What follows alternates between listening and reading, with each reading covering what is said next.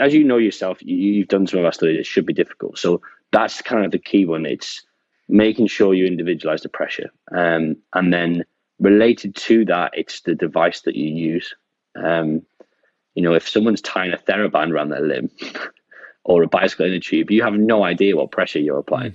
Yeah. And also, for me, you cannot be consistent with that pressure across sessions. You can't say, oh, this is how tight it was last time. Because again, multifactorial, multiple things can influence that. So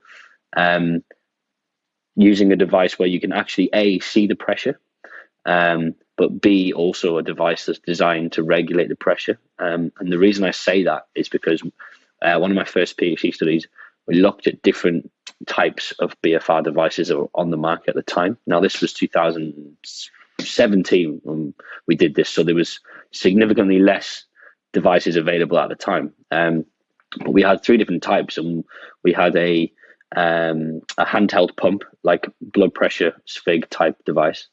We had a surgical tourniquet, which is designed to regulate pressure. And then we had like a Hulkinson device, which is a rapid inflation cuff.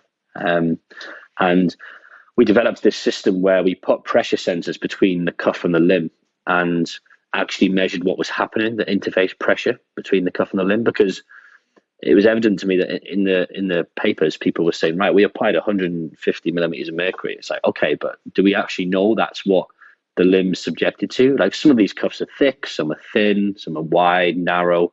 How well is that pressure being, transmitted to the tissues?